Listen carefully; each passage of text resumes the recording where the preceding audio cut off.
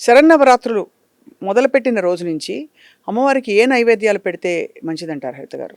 ఇప్పుడు మనకి 9 రోజులకి 9 అమ్మవార్లు మనకున్నారు. ఒక్కొక్క అమ్మవారి గురించి వివరించగలరు? ఆ! మనకి శైలపుత్రి ఉన్నారు.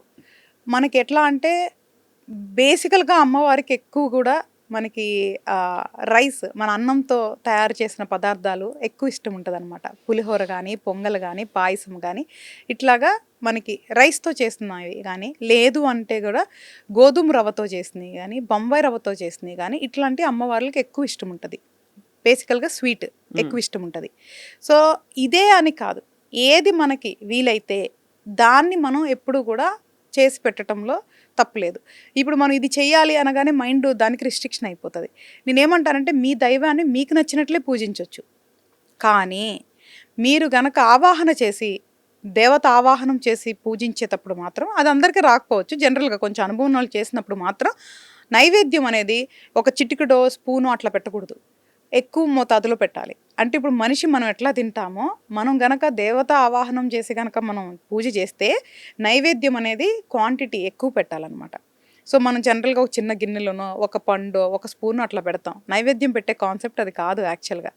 సో, కంపల్సరీగా మనం ఎంత తింటామో, మనం ఆవాహనం చేసినప్పుడు అమ్మవారిని మనం ఆ విధంగా క్వాంటిటీ కూడా పెట్టాలి. అంతే పెట్టాలి.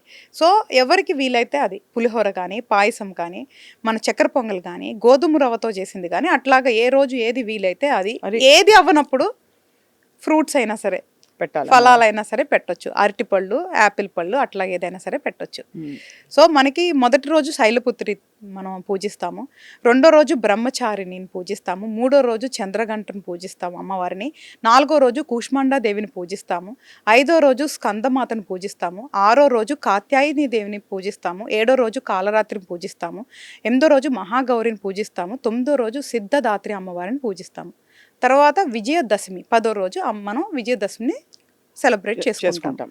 సో, కాబట్టి అమ్మవారిని ఇప్పుడు నేనేమంటున్నానంటే సాధారణంగా మన ఇంట్లో ఉండే అంటే అటు స్త్రీలు కానీ పురుషులు కానీ మంత్రాలు లేదంటే పురోహితులు లేకపోయినా కూడా చక్కగా మీరు ఏదైతే పెట్టి పసుపు ముద్ద, గౌరీ ముద్ద మనం ఇంతకుముందు పెడతాం కదా, గౌరీ మాత అంటాం, పసుపు ముద్ద ఉంటుంది కదా, అలా పెట్టైనా సరే ఆ అమ్మవారిని మనం ఆవాహనం చేసుకున్నట్లుగా సొంతంగా కూడా చేసుకోవచ్చు. ఎప్పుడైనా ఎక్కడైనా మీ చేతిలోనే వార్తా ప్రపంచం. మీ మొబైల్లో, మీ కంప్యూటర్లో, మీ టీవీలో సాక్షి టీవీ డిజిటల్ ప్రసారాల కోసం లాగిన్ అవ్వండి www.youtube.com/సాక్షి టీవీ. సబ్స్క్రైబ్ సాక్షి టీవీ యూట్యూబ్ ఛానల్.